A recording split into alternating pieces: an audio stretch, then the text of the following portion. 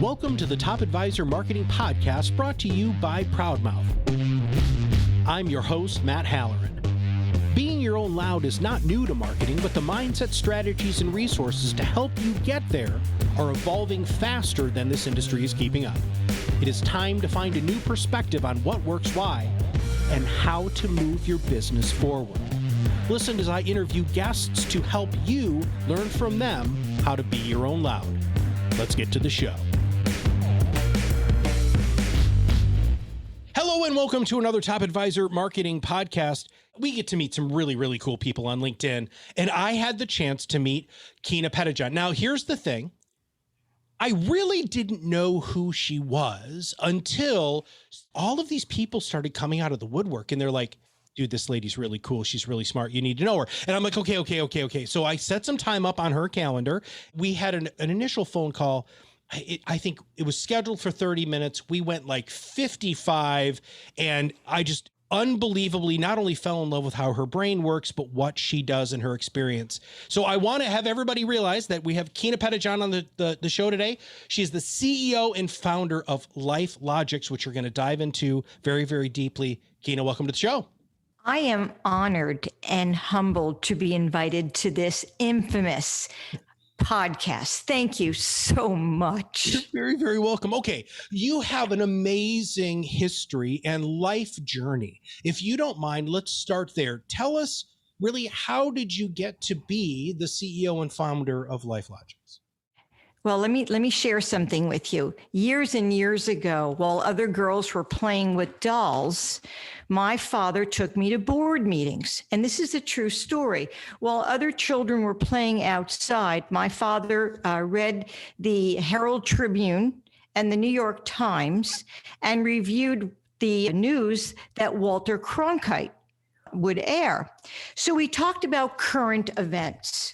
And that was my daily routine. I became intrigued with the global economy, what was impacting the global economy. And to add to that, rather than going to the beach or going to the pool, my father invited me as a 7-year-old to board meetings. So when I was intrigued with business, and obviously world events, I knew when I was going to mature into a professional that I wanted to be where the action was, which in my mind was Wall Street.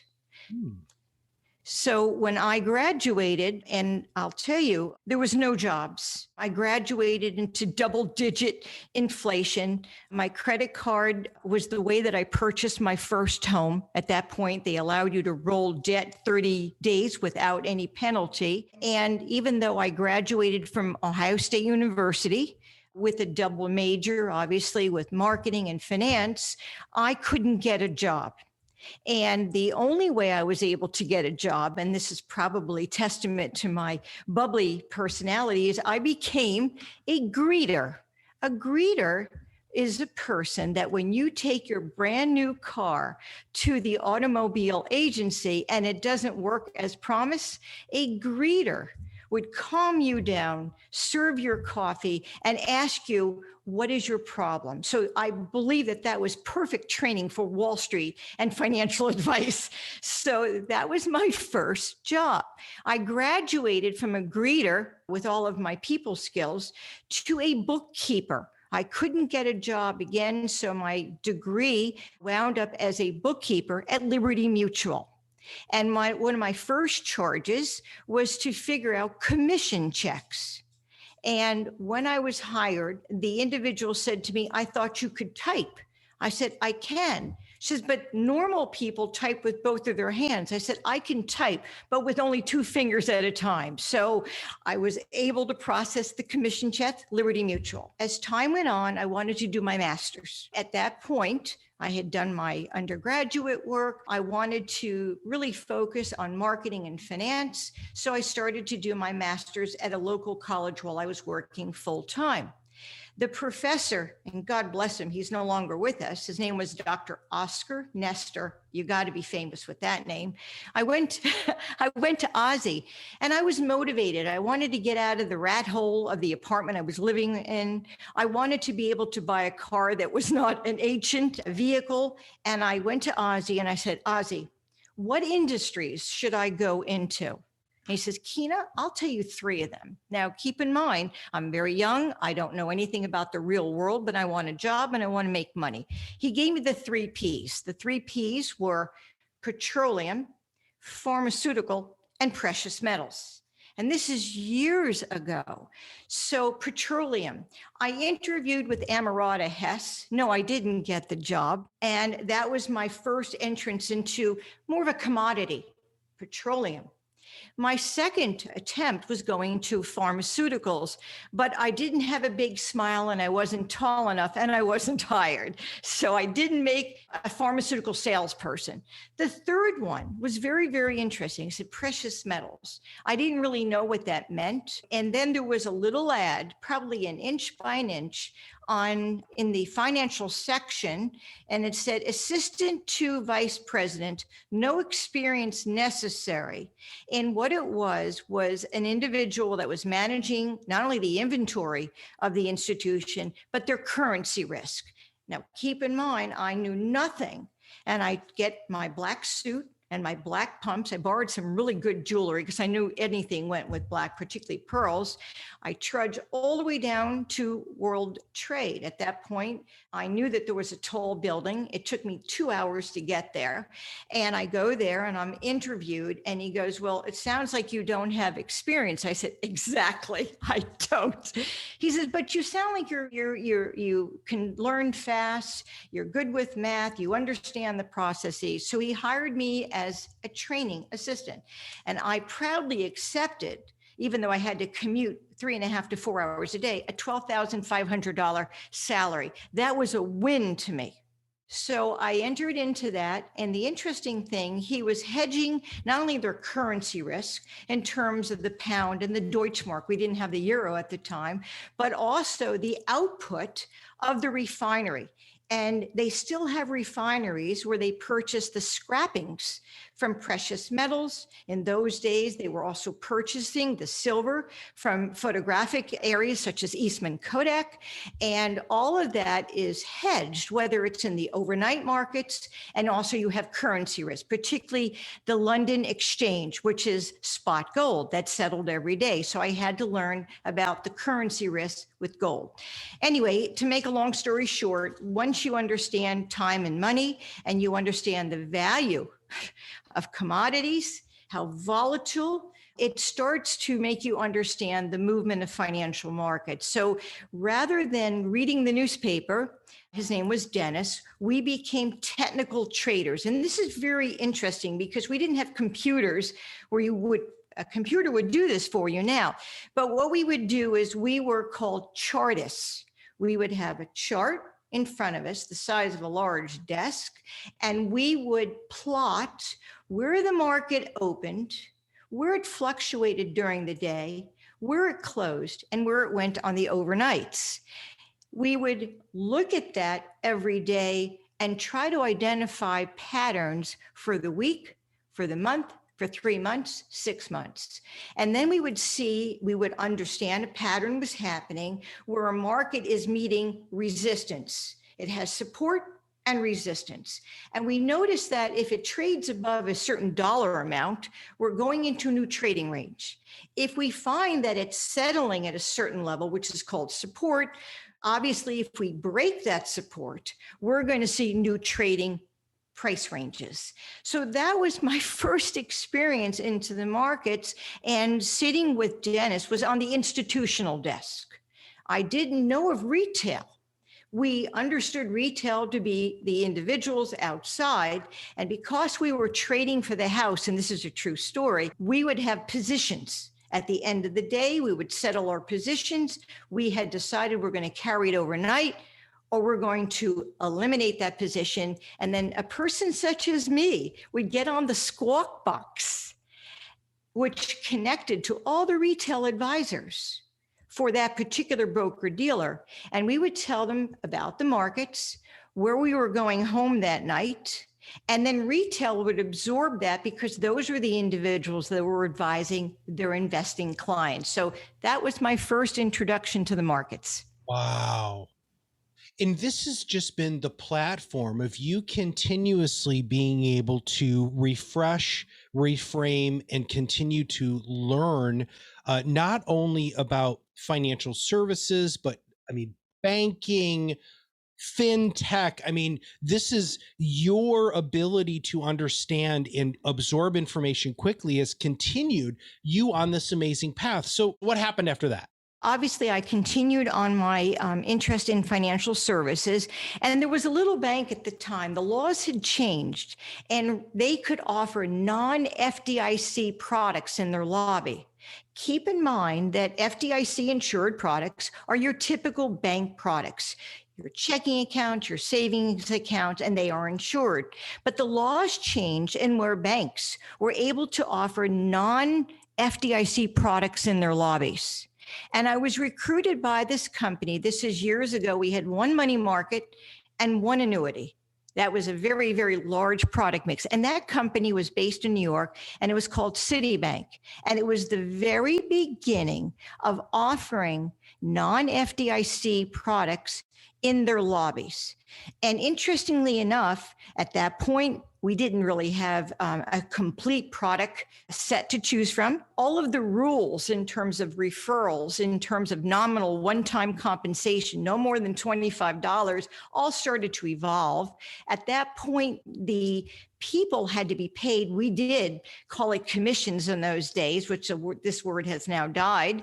But we obviously had annuity products, insurance products, and we were paid in commissions. And at that point, salespeople were paid on a grid. So when Citibank decided to offer non-FDIC insured products in their lobbies, they also decided to license some of their bankers. So this is all from the very beginning. How do we offer it? How do we price it? How do we market? How do we position it? How do we establish the protocols, due diligence, the oversight? If you can go through all of that from the very beginning, it becomes the template for creating a wealth management and insurance program for enterprise, whether they be a bank, a credit union, a RIA, or another type of a broker dealer. So that started my background in creating these types of programs for financial providers. So you did that for a bit, right? And so you lived in that world. When did you first really strike out on your own? When did you get the entrepreneurial bug and realize that, yeah, I can make good money working for other people, but you know what? Let's take this risk. I think that's a great question, and it takes a tremendous amount of maturity and acceptance with your value, not only as a productive individual, but what you want personally. And having been multiple decades as a corporate captive, my name was not on the door, and I proudly drank the Kool-Aid of those corporations. And that was my orientation. I was very deferential. I was a team player, a cheerleader, and all of that. And one day I had decided, you know what, this doesn't really make me as happy as it used to. And my client, this was very interesting. I didn't know all of the different technology stack and all the different ways we could integrate. They gave me a project and they said, Keena, you have a project. It's called the Digital Integration of Wealth Management. This was about 8 years ago. I think there was 3 people and me in the room. I will credit that in terms of my first T3. Obviously, Joel Bruckenstein, who is revered in the industry, decided to have a technology conference. Well, I needed to do this presentation for senior management on the digital integration. So there was about maybe 10 vendors in addition to our box lunches that were sitting there. And I was on a mission. So I went down and I saw, different trading platforms. I saw different ways that they were doing their CRMs, their customer relationship, client relationship management. And then I saw this company and I said, what do you do? Oh, we do financial planning. We take in information about the client, we align it with their goals. And I said, wow, that sounds interesting. We're in a bank. We don't do financial plannings. They're registered representatives, but I do like that. So here was the brainchild. I come back, I listened, and I'll tell you who that company was because it was my first integration. It took 6 months of oversight and due diligence, and they still weren't convinced that they were going to have the financial wherewithal to stay in the market. But here was my idea. I went back to the client, which was a bank, and we were struggling with offering advice to our clients when the bank closed. This is very interesting because I was now jumping out of the bricks and mortar, which is traditional as to when you used to sit with people face to face, make the introductions after you opened up the account. But I had decided we had call centers, and also we were restricted by the bank's closing and people could not see someone. So here is what happened.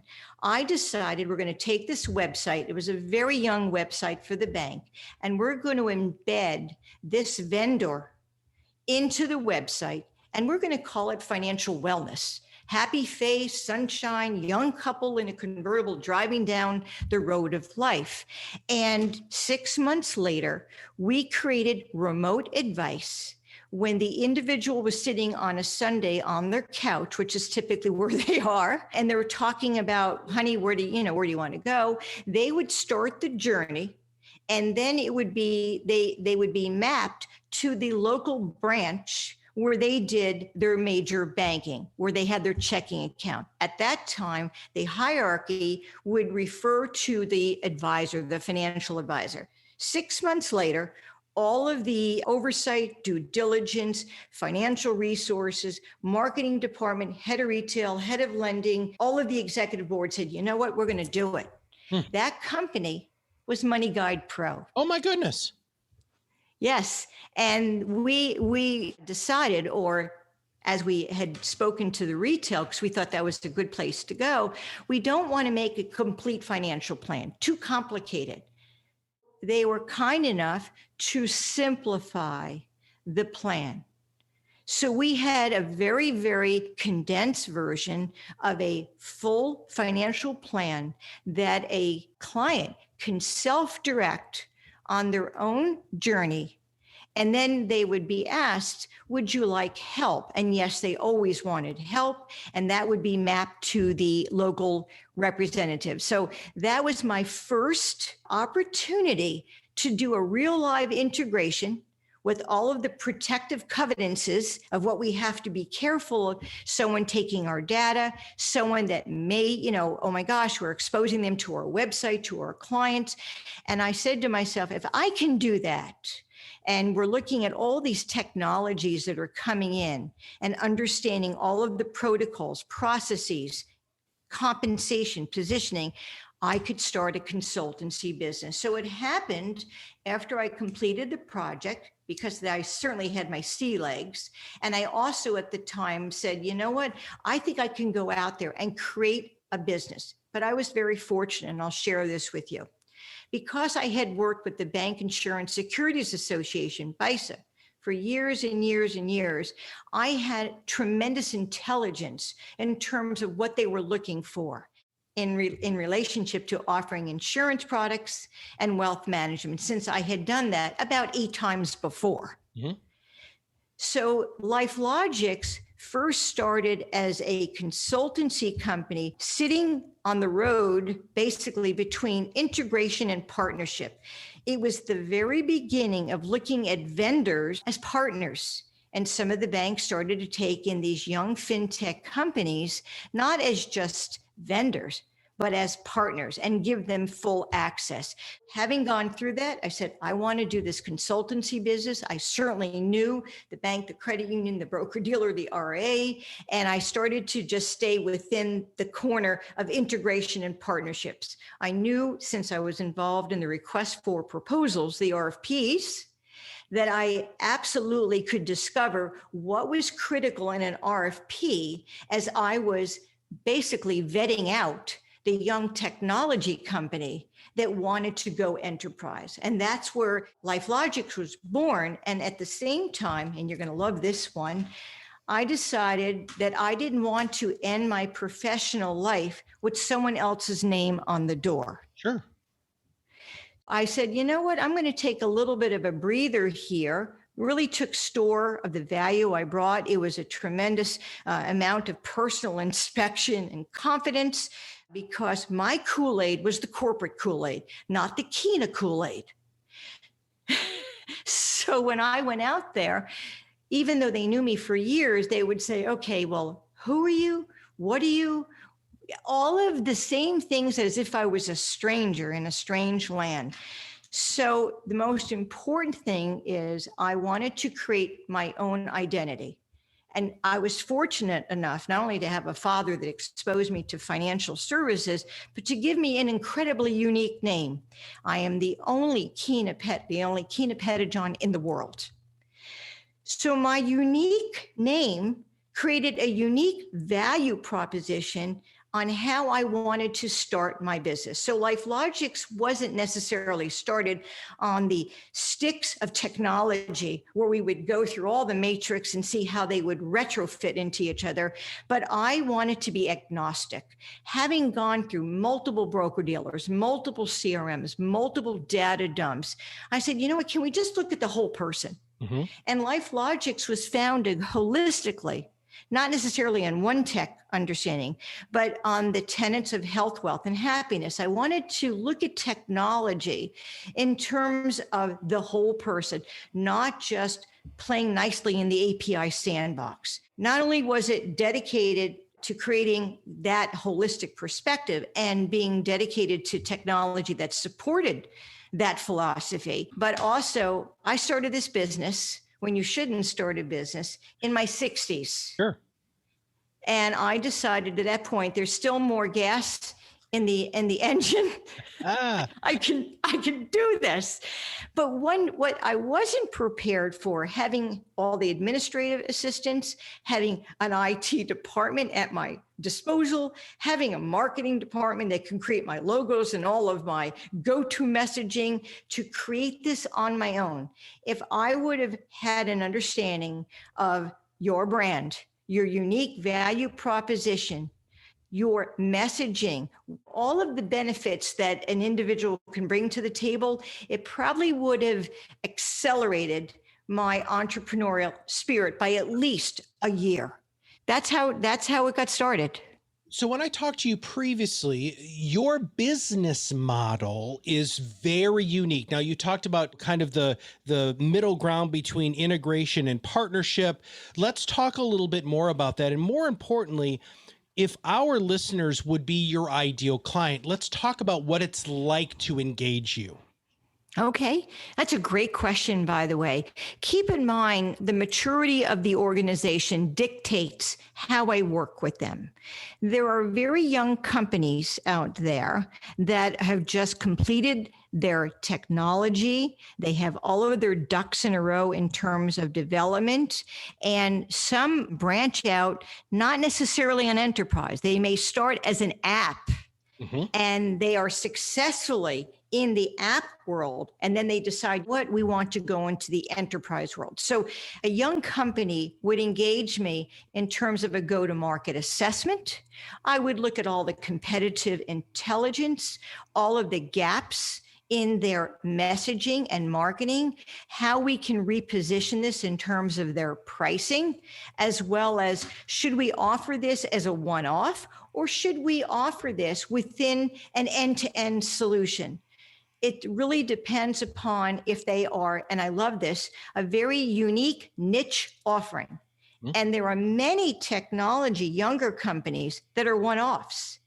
They may be very focused on debt reconciliation. They may be very focused in terms of a mini financial plan, but it's also talking about your credit.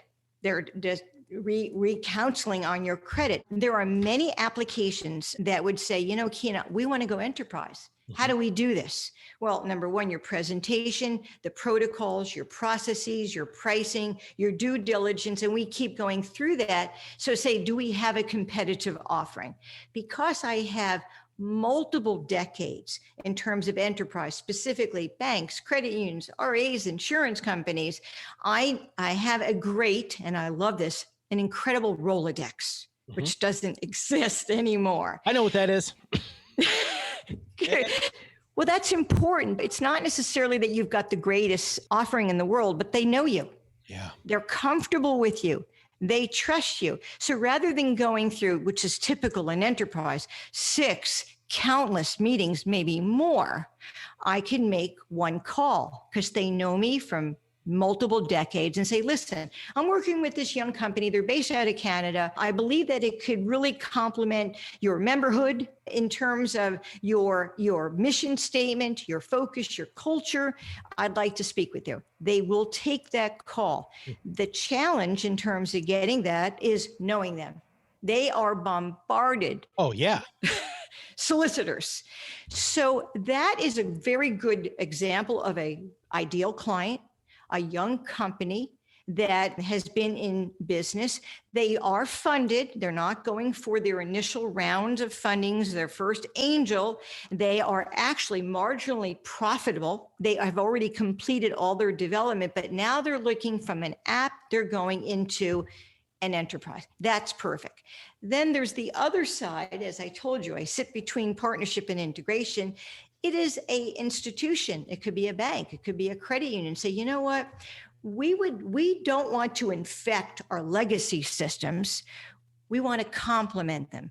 And we want to focus on this particular wellness solution because it looks good. We care about our community. It also helps us with our Community Reinvestment Act credits. So they will retain me and I will start to do the due diligence on what is a proper fit in terms of their culture, their pricing, how they do business. It's not how the technology does business. So when they meet the founders of the technology, they're looking for like-mindedness. Very important to them. Not necessarily do you have the greatest offering in the world. Can we relate to you? Do you understand the way we do business? That's the second ideal client. But your compensation structure is very interesting too, because when we were talking, there is a serious level of skin in the game. So as we kind of wrap up today's show, let's talk about, because this is really, so your years and years and years of experience, your unbelievable Rolodex, your ability to balance that between integration, really, and partnership, the relationships that you have, those are all way out of anybody's league. But then you take yourself out of the ballpark because of the way that you look at how you're going to be compensated. Let's talk about that, please. All right. So I just put together a deck that I'm very proud of. And I talked about, and I didn't make up this word, but more of an accelerated go-to-market assessment. And one that is truly accentuated, which is a very lengthy process. Typically what I would do is I would come into a prospect, a client, and go through a mini assessment. And basically it's going through all their marketing, a very quick gap analysis, objection handling, all of that. And they would get that done in about a 6-week period. After that was packaged properly, then I would provide skin in the game where I'm now actually leveraging my Rolodex and making introductions for them based upon what I want to do for them to get their distribution, make it more scalable, more credible. And that's where I have skin in the game. So it goes from a retainer role into a revenue variable share. I don't know anybody who does that. I mean, and after we had talked, I sat back and we got off the phone and I thought to myself, who does that? I mean, that's like huge levels of risk, Keena. And it's interesting because your first job when you were working in with the gold and the currency and all of those sorts of things and the precious metals, that was fierce amounts of risk, right? Mm-hmm. Massive volatility. And it's interesting that you have continued this part of your life in a high risk environment, calculated, mind you. I understand that you're very calculating this, but very calculating risk to make sure that you realize and that your clients realize that you're walking next to them and your success is their success. Have you run into other people who are doing this, or are you really not just a Keena Pettijohn of one, but you're a Lifelogixs of one? Well, I don't know other Keena Pettijohns that do their business model like this. The typical consultancy would be done on a project basis, done on a retainer basis. They do not convert typically into a distribution agreement. Once you have the trust of the client and say, you know what, I'm going to help you, we're going to help each other, it sounds better to them. They have already done all of their risk taking. Why add to it? And also, I don't believe that you need to go through volumes of assessments to validate your value. I think after all those years, and you could be surgically precise, ask the right questions in a very accelerated time. And you know what? They know what they want. They know what they don't do well. And that's why they're hiring you. That's my process. Huh.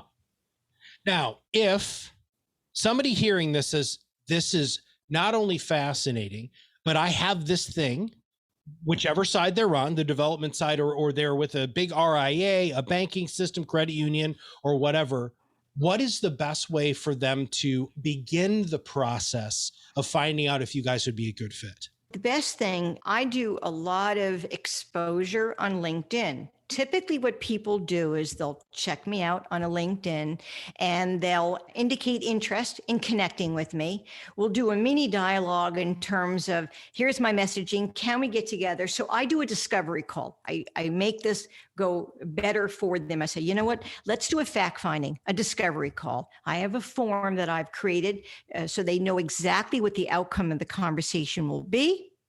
And then after we do the fact-finding discovery, then we start to go into, can we work on a go-to-market? Is it something we want to do just on pricing? Is it just on distribution? We start to identify those specific elements that are important to them based upon their capital and based upon their timetable.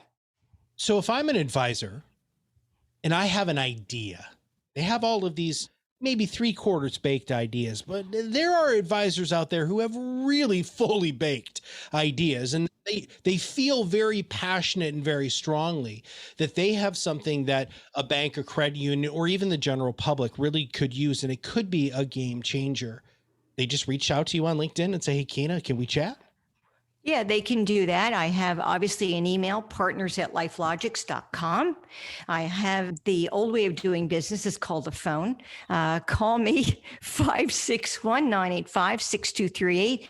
Or if you don't want to call me or LinkedIn with me, you can actually go on to my website, which is in reconstruction, but it's there, and just say, I want to talk to you. And it automatically books a time on my calendar. Magnificent. Now, everybody knows who listens to the podcast that we're going to put all of those links in the show notes. Phone number, once again, 561-985-6238.